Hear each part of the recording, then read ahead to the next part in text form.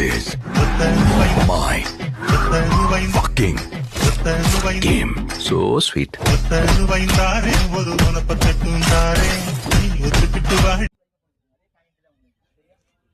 Kick பண்ணும்போது என்ன பண்ணலாம், காலை பிடிச்சி மேட்ல வெளியே தள்ளினீங்கன்னா பாயிண்ட், கீழே போட வேண்டாம் அவசியம் இல்லை, வெளியே தள்ளாலே பாயிண்ட் தான் உங்களுக்கு. சரியா? உள்ள கால் ஒரு கால் கேப் பண்ணி காலை தட்டி விட்டு ஒழுங்குவாங்க, காலை மேலத்துக்குலாம் விழுந்துருவாங்க.